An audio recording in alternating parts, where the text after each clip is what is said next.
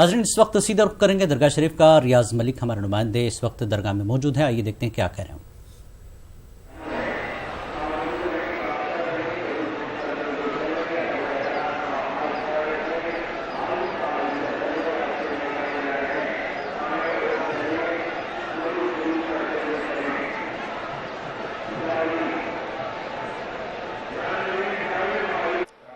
हज़रत ख्वाजा मोइनुद्दीन चिश्ती के 807वें उर्स पर आज छठी शरीफ के दिन इस वक्त मौजूद हैं हम अजमेर शरीफ में, और मेरे साथ कुछ लोग यहाँ मौजूद हैं जो गुजरात से तशरीफ़ लाए हैं। आइए उनसे जानते हैं कि उनके आने का मकसद क्या है, कैसे आ रहे हैं और उनकी क्या जायज़ दुआएं रही हैं अब तक जो कबूल हुई हैं। सबसे पहले मैं हमारे इस प्रोग्राम में आपका खैर मकदम करता हूँ। मैं आपसे आपका नाम जानना चाहता हूँ और आप कहाँ से तशरीफ़ लाए हैं। मैं जेतपुर से आया हूँ, गुजरात, राजकोट ज़िला। मेरा वहीं रहने का है, वहीं का मेरा पैदाइश है, और अजमेर शरीफ में मेरा बरसों से, सालों से यहीं पर बहुत सारा लगाव है। और मेरा हर तमन्ना और मेरी जाहिद तमन्ना यहीं से मेरे आगे बढ़ने का जो भी सिलसिला है मेरे गरीब नवाज के वहीं से है, और वहीं से मैं आज वहाँ उसके वजह से मैं ज़िंदा हूँ, समझ लो, ऐसा कहा जाए तो सही है। ज़िंदा होने के लिए आपने कहा कि उनकी वजह से ही मैं ज़िंदा हूँ। क्या ज़िंदगी में कोई ऐसा मकाम आया कि उम्मीदें छोड़ दी थी? उम्मीदें सब छोड़ दी थी। एक मुकाम ऐसा आया था कि मैं हुजूर गरीब नवाज के आस्थाने में आके अपना सर पटक दिया था और यहीं पर 5 साल निकाल दिया था, और मैं यहीं से अपना झोली भर के भी गया था और लाखों रुपए कमा के भी गया था हुजूर गरीब नवाज के आस्थाने में से ही। तो नाजरीन, जैसा कि आपने देखा, ये वो आस्थाना है जहाँ अमीर भी गरीब भी अपनी मुरादें लेकर आते हैं। अक्सर बीमार लोग भी यहाँ आते हैं। जैसा इन साहब ने बताया, 5 साल तक मुसलसल यहाँ रहे और इनको शिफा भी हासिल हुई, साथ ही साथ इनकी कमाई का ज़रिया भी बना। और मैं इस मौके पर इनको एक गिफ्ट हैम्पर पेश कर रहा हूँ जो सदर दवाखाना की जानिब से आपको पेश किया जाता है। इस सदर दवाखाना के जानिब से आ रहा है, मेरे को गिफ्ट मिला है, उसका बहुत बहुत मैं सही दिल से मैं उसका शुक्रिया कहना चाहता हूँ। और उसकी कामयाबी अल्लाह और अल्लाह रसूल के सदक़े में इसकी कामयाबी और उसकी तरक्की हमेशा अल्लाह तक बढ़ेगा। बहुत शुक्रिया। और नाजरीन, इस साल का जो हमारा अजमेर का उर्स है उसमें ताउन सदर दवाखाना ने भी किया है, और आप तमाम नाजरीन को सदर दवाखाना की जानिब से उर्स की बहुत बहुत मुबारकबाद हो। आइए वापस चलते हैं फिर से हैदराबाद स्टूडियो। बहुत बहुत शुक्रिया रियाज मलिक। ये हमारे नुमाइंदे वहाँ पर आने वाले ज़ायरीन और अक़ीदतमंदों से उनकी अक़ीदत के पर गुफ्तगू कर रहे हैं कि लोग अपने ख़राज अक़ीदत भी पेश कर रहे हैं, अक़ीदत के नजराने भी पेश कर रहे हैं और अपने हालात का जिक्र भी कर रहे हैं। आइए कुछ कॉलर्स को जोड़ते हैं इस प्रोग्राम में। अस्सलाम वालेकुम। हमारा सब खाना पीना का सब बंद कर दिया वाला है जी। हेलो अस्सलाम वालेकुम। कहाँ से बात कर रहे हैं बहन? हमारे महाराष्ट्र से जी। फरमाइए बहन, क्या मसला है?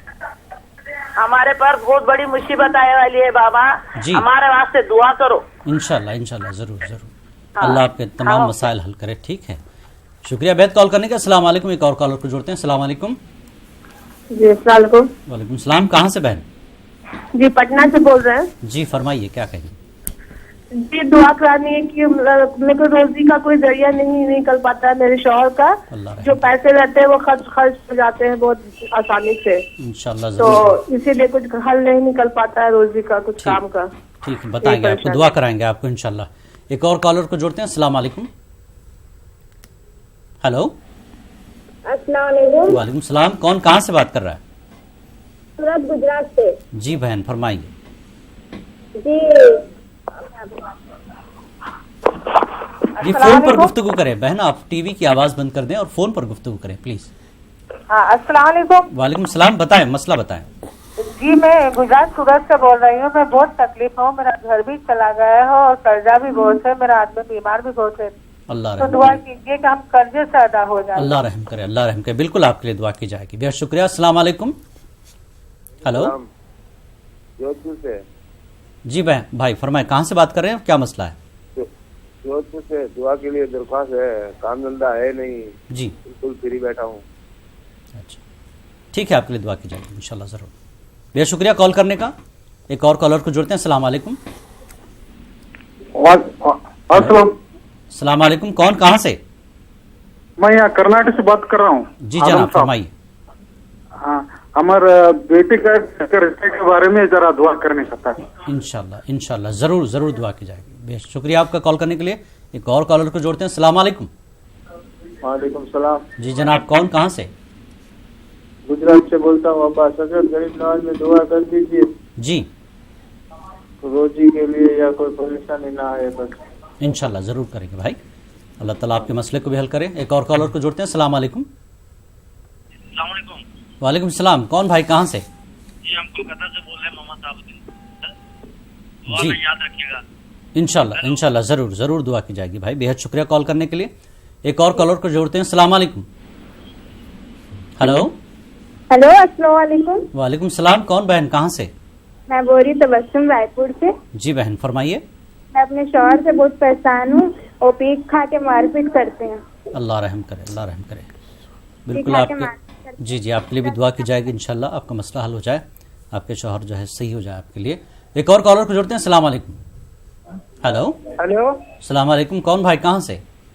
वालेकुम सलाम, मैं दिल्ली से बोल रहा हूँ। आप कहाँ से बोल रहे हैं? हेलो, अजमेर से बोल रहे हैं। आपने कहाँ कॉल किया भाई? हैं? आपने कहाँ कॉल किया? मैंने। हेलो, चलिए एक और कॉलर को जोड़ते हैं। अस्सलाम वालेकुम। हेलो, हाँ, अस्सलाम वालेकुम। कौन, कहाँ से? वालेकुम सलाम, आजमगढ़ से राजिया। जी बहन, फरमाइए।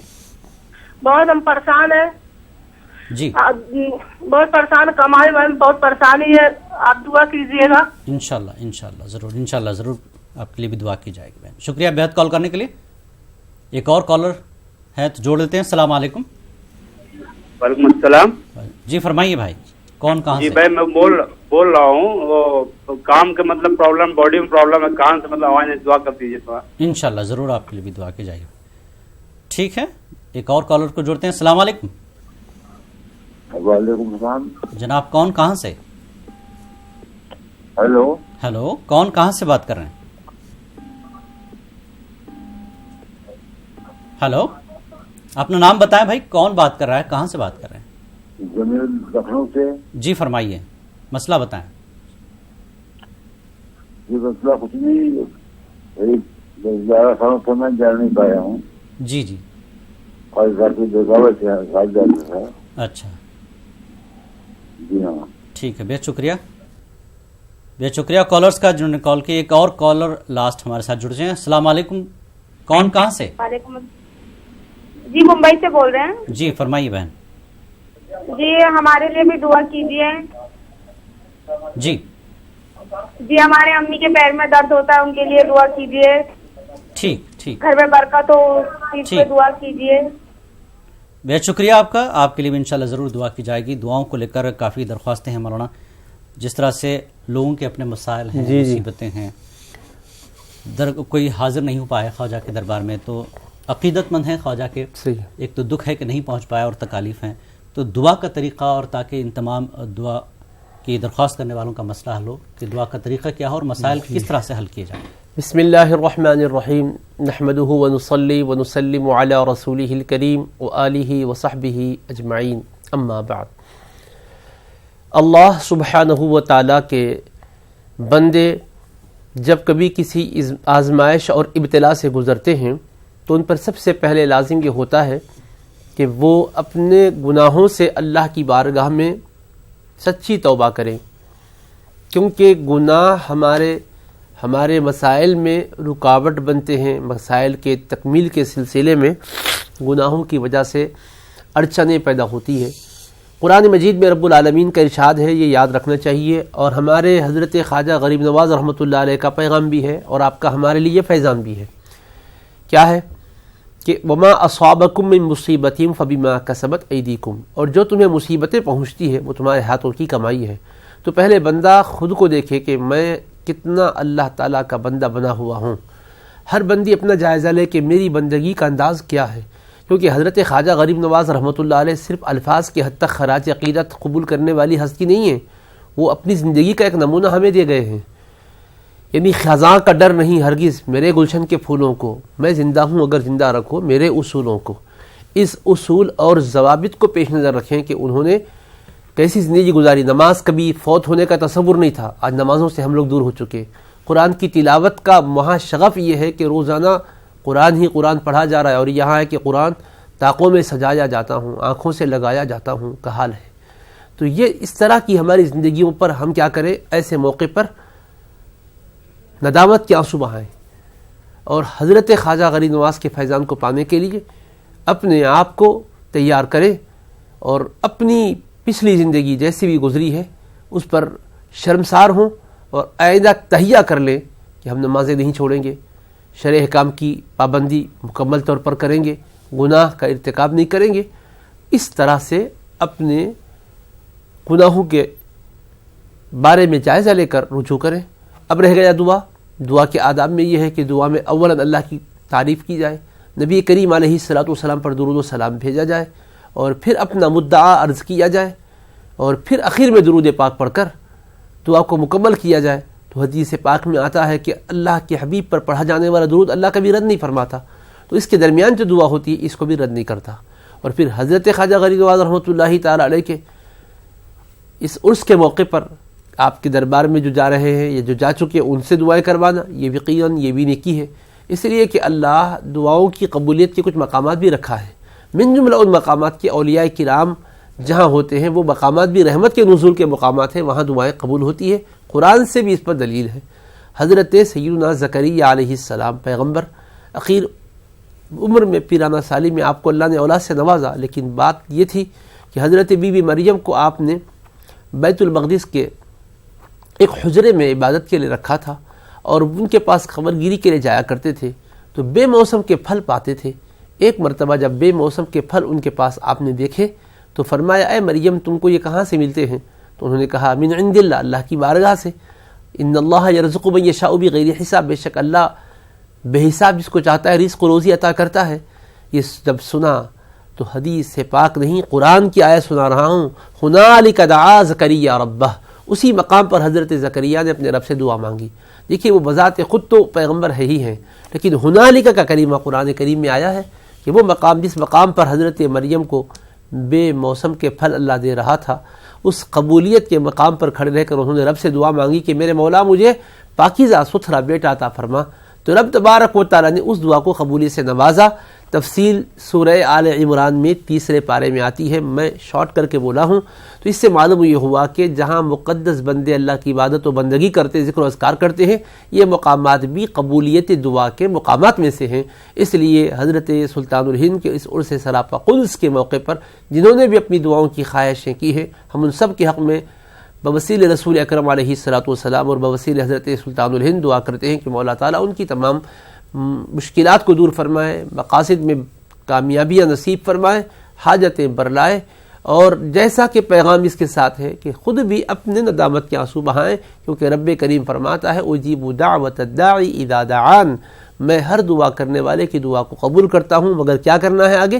فَلْيَسْتَجِيبُوا لِي وَلْيُؤْمِنُوا بِي، انہیں بھی چاہیے کہ وہ میرا حکم مانے اور مجھ پر یقین رکھے، لعلہم یرشدون، تاکہ ہدایت ان کا حصہ اور نصیب بنے. بہت بہت شکریہ مولانا، آپ نے بہت تفصیل سے اختصار کے ساتھ روشنی ڈالی کہ کس طرح سے ہمارا خود کو محاسبہ کرنا چاہیے، خود کا جائزہ لینا چاہیے کہ ہم کہاں ہیں اور ہمیں کیا کرنا چاہیے.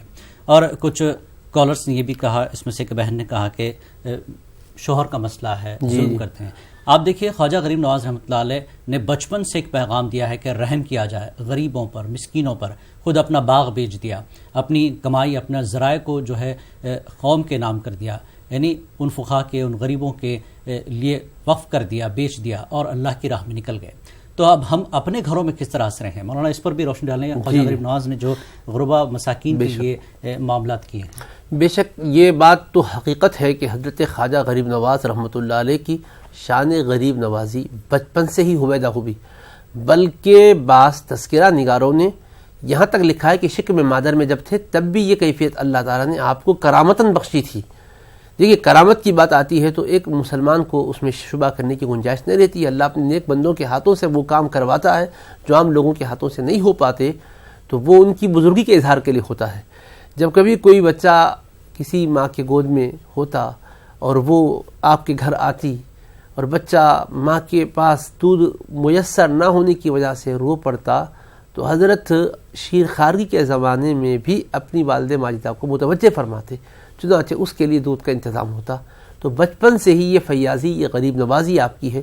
عید کا واقعہ تو آپ نے بارہا سنا ہے، جا رہے تھے، کپڑے آپ نے اپنے یتیم بچے کو پہنا دیے اور خود نارمل لباس میں آپ عیدگاہ جا رہے ہیں، خوشیوں کو بانٹتے جا رہے ہیں. ابھی باغ کا تذکرہ آیا، اس باغ کو بھی آپ نے کیا کیا؟ راہ خدا میں خرچ کر ڈالا بندگان خدا کے لیے۔ اب جو محترمہ نے اپنے شوہر کے بارے میں شکوہ ظلم سنایا ہے، ہم اگر یہ پروگرام دیکھ رہے ہیں تو ان کے شوہر نامدار سے بھی کہنا چاہتے ہیں کہ خدا کے بندے، تم کو اللہ نے اس لیے قوت و توانائی نہیں بخشی ہے کہ تم بیوی پر ظلم کرو، مارو، سن پہ نازک کو دباؤ اور شراب اور عیش میں مستی میں تم زندگی گزارتے ہوئے ان کو نشان ظلم بناؤ۔ ہرگز نہیں، یاد رکھو، بندہ نواز ہو کہ غریب نواز ہو یا غوث اعظم ہو یا کل اولیاء ہو، اہل بیت ہو، صحابہ ہو، اللہ کے رسول پاک علیہ السلام کی تعلیم، قرآن کی تعلیم کے مطابق ان کی زندگیاں رہی ہے۔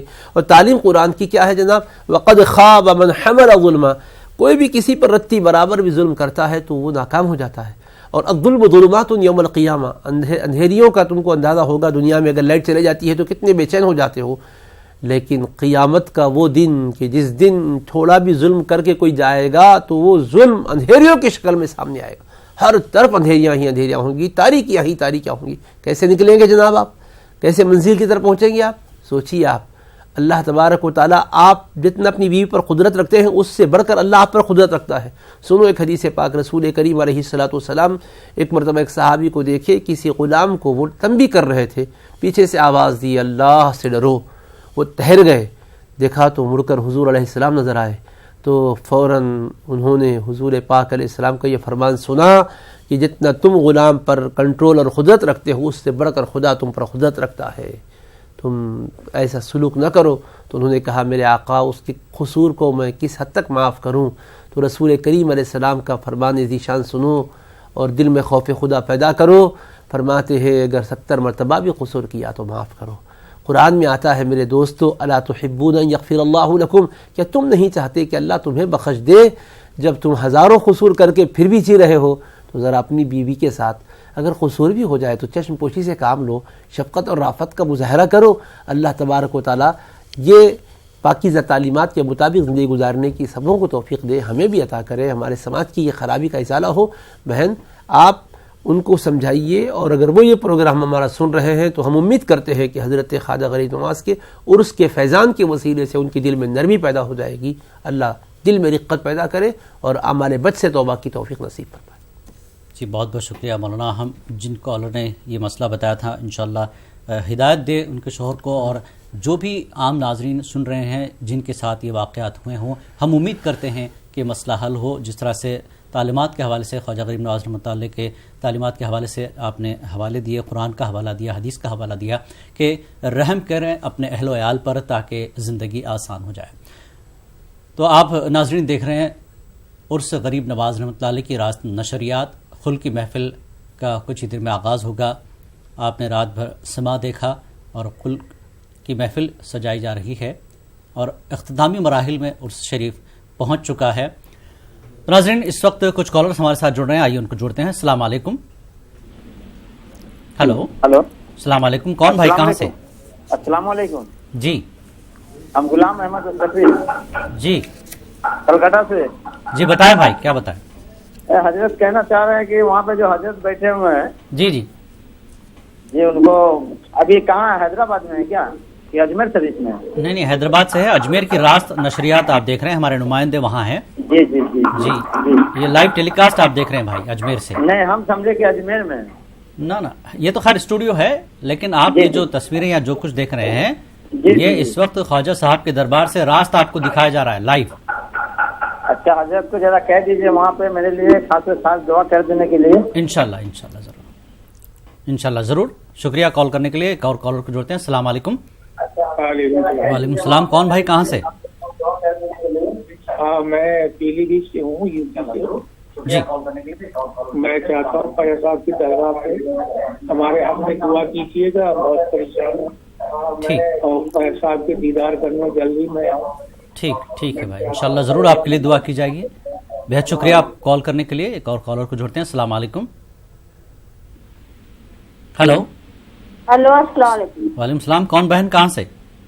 ہم یہاں چھتیس گڑھ سے بول رہے ہیں، پروڑا پڑتا ہے یہ رائے پور، اس میں جی کیا میرے मेरे दामाद जो है नौकरी के लिए बहुत परेशान है जी, उससे नौकरी लग जाएगा कि आप दुआ करिएगा इंशाल्लाह इंशाल्लाह। और मेरी बेटी भी बहुत पढ़ लिख रही है, उसके लिए भी आप थोड़ा दुआ करिएगा इंशाल्लाह इंशाल्लाह। और मेरी बेटी एक है अमल से है आई है जी, उसका नॉर्मल डिलीवरी हो जाएगा, कि आप थोड़ा दुआ करिएगा। इंशाल्लाह जरूर ख्वाजा साहब के दरबार में आपके लिए दुआ की जाएगी बहन।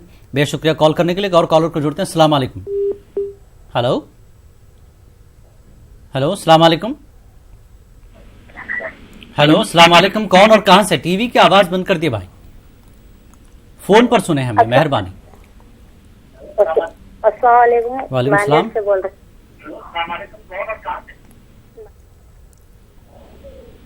हेलो जी, माजरत चाहेंगे आपका कॉल नहीं ले सकते। हम अपने नाजरीन से दरख्वास्त करते हैं कि वो जब भी हमें कॉल करें टीवी की आवाज बंद करें और फोन पर हमसे गुफ्तगू करें ताकि आपका सवाल हम तक आसानी से पहुंच जाए। एक और कॉलर को जोड़ते हैं। अस्सलाम वालेकुम। हेलो हेलो हेलो, अस्सलाम वालेकुम। एक और कॉलर को शामिल करते हैं, लगता है कुछ कॉल ड्रॉप हो रही है। अस्सलाम वालेकुम। हेलो, अस्सलाम वालेकुम। कौन कहां से? हेलो, लगता है तकनीकी कुछ मसला है। और कोई कॉलर है तो जोड़ दें भाई। अस्सलाम वालेकुम। हेलो हेलो हेलो, अस्सलाम वालेकुम। वालेकुम सलाम। कौन कहां से? हाँ, मैं दिल्ली से बोल रही हूँ। जी जी,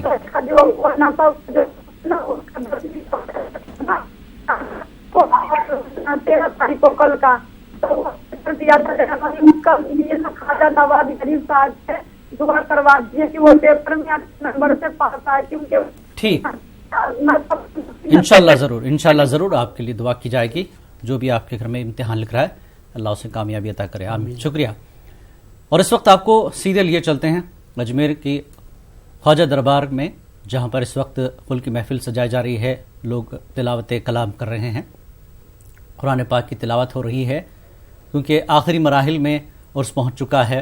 कुल की महफिल के बाद उर्स का अख्ताम होगा और लोग अपने नजराने अकीदत वहाँ पेश कर रहे हैं। लोग आखिर हद तक पहुँचने की कोशिश करते हैं, चूँकि उर्स अख्ताम पर है और जो लोग नहीं पहुँच पाए हैं उन्हें दुख है। लेकिन हम उन्हें खुशखबरी देते हैं कि जिन्हें पता है कि न्यूज़ 18 उर्दू पर उर्स की नशरियात लाइव दिखाई जा रही हैं, वो बताएं अपने दोस्त अहबाब को, और ताकि वो लोग जो नहीं पहुंच पाए हैं अपनी तशकीर और अपनी इस दुख और इस दर्द को किसी हद तक कम कर सकते हैं न्यूज़ 18 उर्दू के ज़रिए ये रास्त नशरियात उर्स पाक की देखते हुए, और नजरान अक़ीदत भी आप पहुंचा सकते हैं। तो हमारे साथ मौलाना ज़ियाउद्दीन नक्शबंदी साहब भी मौजूद हैं। आइए कुछ कॉलर्स अगर हैं तो जोड़ दें उनको। अस्सलाम वालेकुम। वालेकुम सलाम। कौन कहां से? जी, हम खंडवा मध्य प्रदेश से बोल रहे हैं। जी बहन फरमाएं। जी, आपसे दुआ की दरख्वास्त है कि ख्वाजा साहब के दरबार में आप दुआ कीजिए हमारे लिए। बिल्कुल, इंशाल्लाह जरूर बहन। हमारे अम्मी का ऑपरेशन हुआ है। अच्छा, आंखों का। जी जी, उन्होंने हमको कल से बोल के रखा है कि आपने दुआ की दरख्वास्त लगाना। इंशाल्लाह जरूर। बेहद शुक्रिया आपने कॉल की। अल्लाह ताला आपकी वालिदा को सेहत अता फरमाए। एक और कॉलर को जोड़ते हैं। अस्सलाम वालेकुम। हेलो, वालेकुम सलाम। जी, कौन बहन कहाँ से? मदीना बोल रही हूँ जी, गुड़गांव से। जी बहन फरमाएं। जी, मेरा ना मतलब 1 महीने से मेरी हालत बहुत ज्यादा खराब है। दूसरे तीसरे दिन घर में बच्चे रोने पीटने लगते हैं, इतना ले लेके भागते हैं। मेरी तबीयत ठीक नहीं हो रही है, मतलब बाबा के बारगाह में दुआ करवा। इंशाल्लाह जरूर दुआ करेंगे बहन, अल्लाह आपका मसला हल करे। एक और कॉलर को जोड़ते हैं। हेलो हेलो, अस्सलाम वालेकुम। जी, कौन कहाँ से बहन? जी, हम नवादा जिला से बोल रहे हैं। जी बहन फरमाइए। जहाँ बहन जी, मेरा बहुत मुसीबत है। मेरा ऑपरेशन भी हुआ और मेरा बवासीर की शिकायत है, बहुत दर्द रहता है। लोग कर दीजिएगा ख्वाजा साहब से, मेरा बच्ची की शादी है, थोड़ा इंतजाम कर दीजिएगा। मेरे पास पैसा नहीं है। इंशाल्लाह अल्लाह आपका मसला हल करे। इंशाल्लाह अल्लाह ताला आप पर रहम फरमाए, और ख्वाजा साहब के वसीले से भी हम दुआ करेंगे इंशाल्लाह इस मुबारक उर्स के मौके पर आपको अल्लाह ताला रहम फरमाए आप पर। शुक्रिया बेहद कॉल करने के लिए। कोई और कॉलर हैं तो जोड़ दें भाई। अस्सलाम वालेकुम। हेलो हेलो, अस्सलाम वालेकुम। हेलो زور سے بات کریں تھوڑا, آپ کی آواز بہت دھیمی ہے.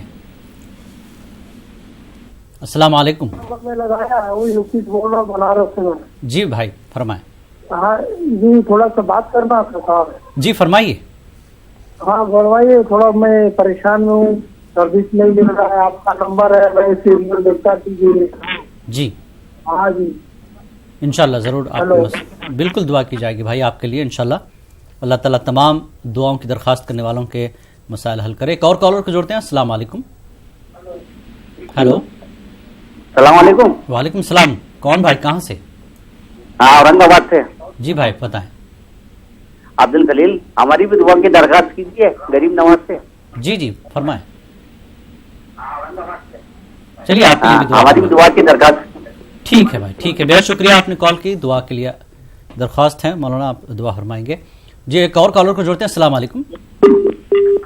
ہیلو. ایک اور کالر کو جوڑتے ہیں. السلام علیکم.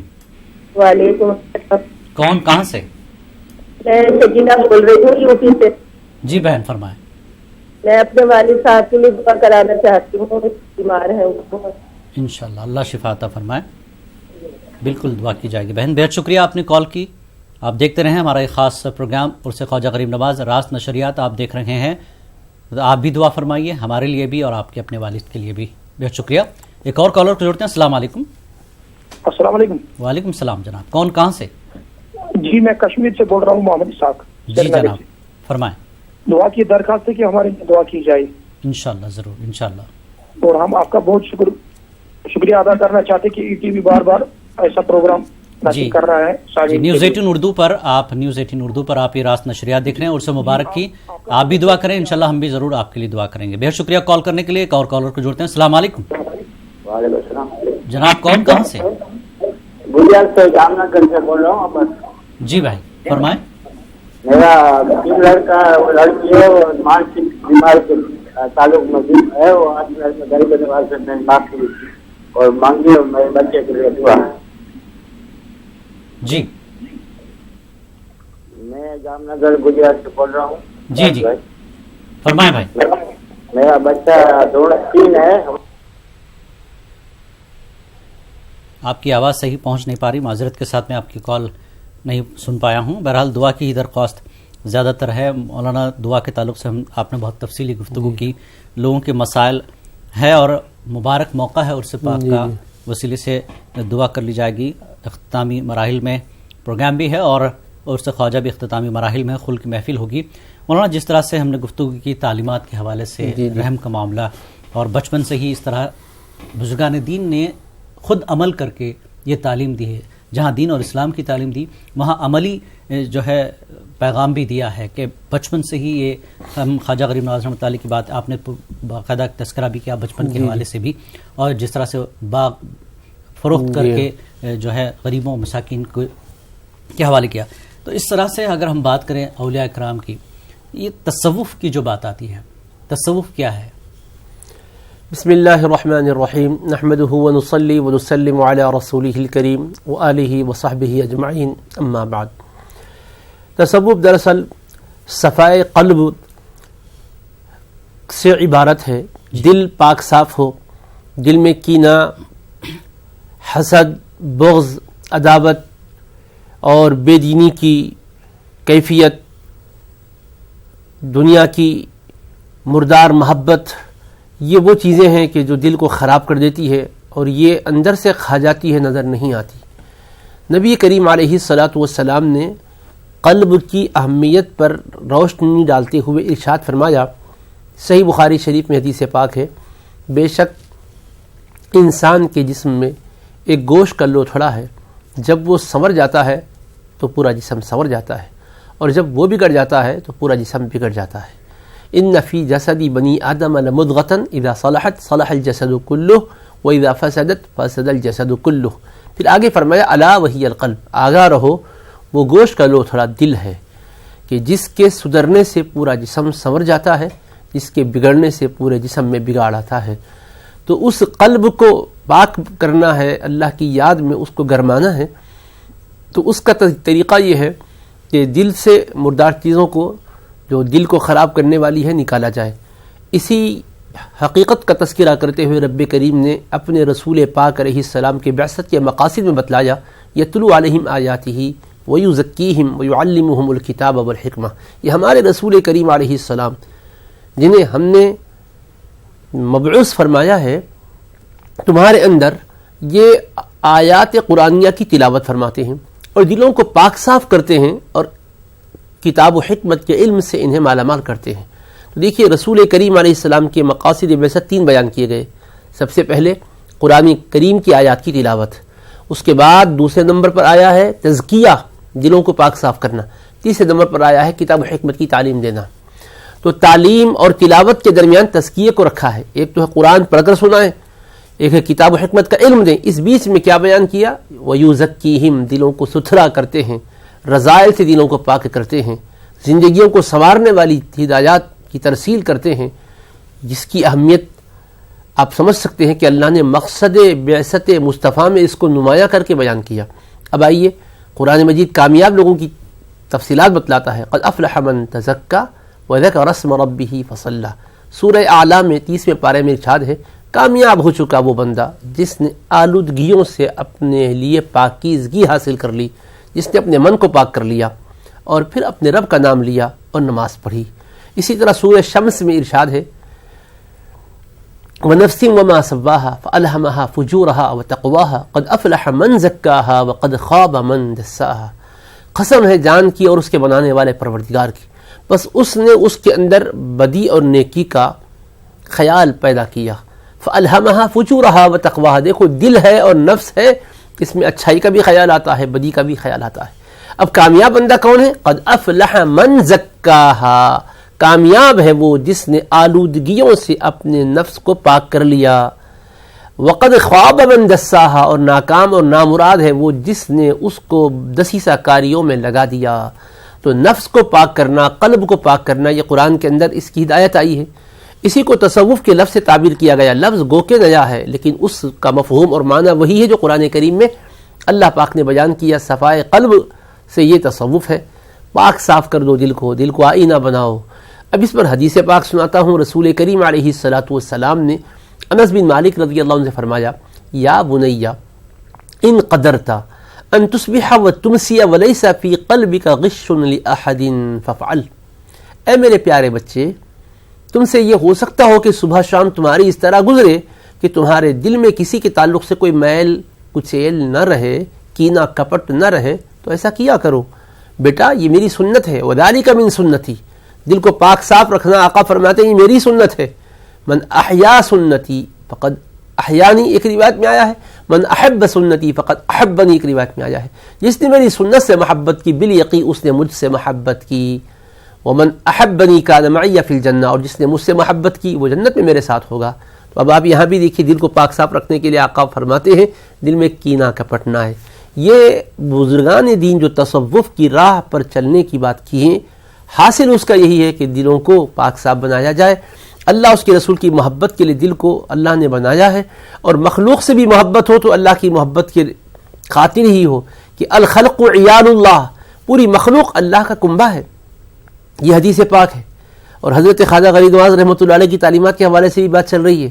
عنوان کو بھی آپ ذہن میں رکھیں اور پھر حدیث پاک دیکھیں، الخلق عیال اللہ، پوری مخلوق اللہ کا کنبہ ہے.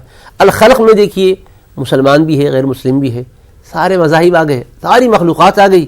انسان تو انسان، جانور بھی آ گئے خلق کے اندر. انسان ہی نہیں، حیوانات آ گئے، حتیٰ کہ زمین پر اگنے والے پودے بھی آ گئے. اللہ کی تخلیق ہے، ہر چیز کو اللہ نے پیدا کیا. الخلق عیال اللہ، احب الخلق الی اللہ من احسن الی عیالہ. اللہ کی مخلوق میں سب سے بڑھ کر اللہ کا پیارا وہ ہے جو اس کی مخلوق پر احسان کرے، اچھا سلوک کرے.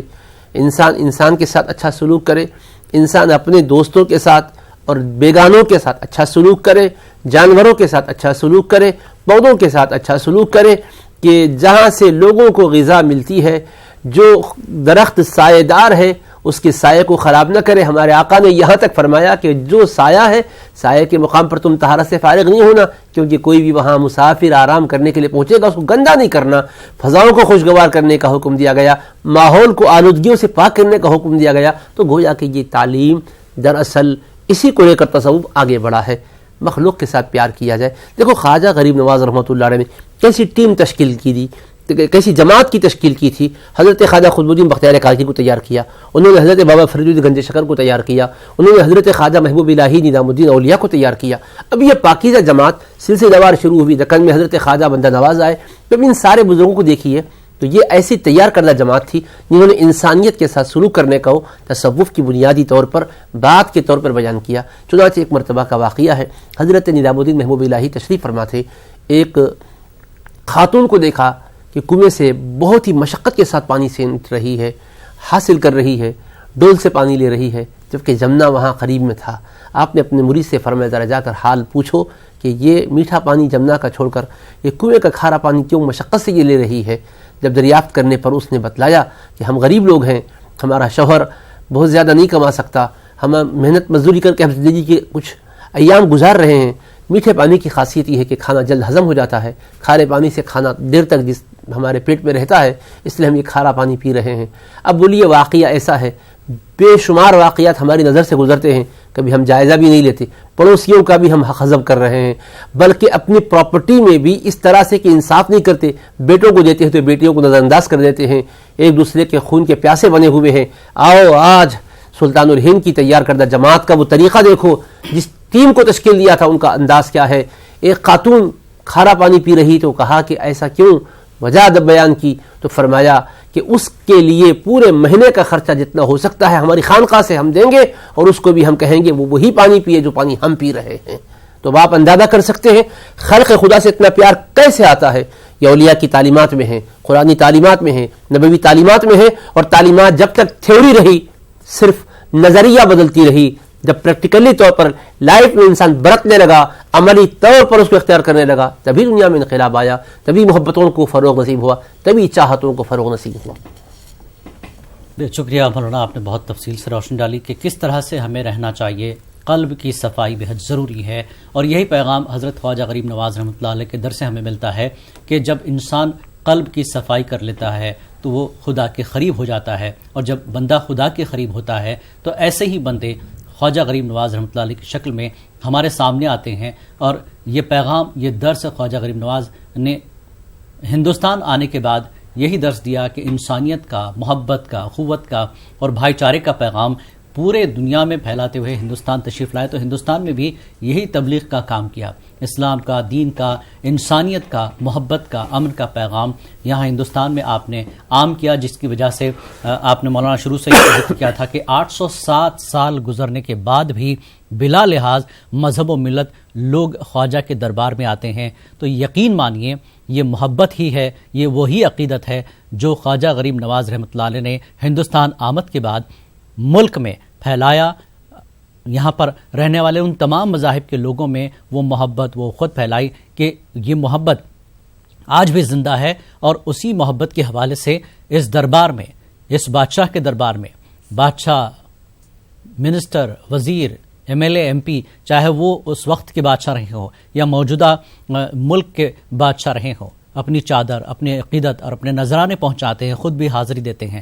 تو یہ صرف اور صرف واقعی محبت اور اخوت اور بھائی چارگی کا پیغام جو معین الدین صاحب نے اس زمانے میں دیا تھا وہ زندہ ہے, اور وہ فیض و برکات و فیوز آج بھی زندہ ہمیں دیکھنے کو اس لیے ملتے ہیں کہ خواجہ کے دربار میں جو لوگ حاضر ہو رہے ہیں وہ اسی محبت, اسی اخوت, اسی بھائی چارگی کے حوالے سے حاضر ہوتے ہیں. اور یہ سلسلہ 807 سال سے آج تک جاری ہے. تو جس طرح سے مولانا نے کہا کہ محبت کو عام کریں, انسانیت کو عام کریں, جو بہتر انسان ہیں وہی جو ہے دین کا, اسلام کا, چاہے کسی بھی مذہب کا ماننے والا ہو, وہ پہلے ایک بہترین انسان بنتا ہے تو لوگ اس کے مذہب کی بھی تعریف کریں گے, اس کے دین کی, اس کے لباس کی, اس کے جو ہے زندگی گزارنے کی, اس کے عمل کی بھی تعریف ہوگی.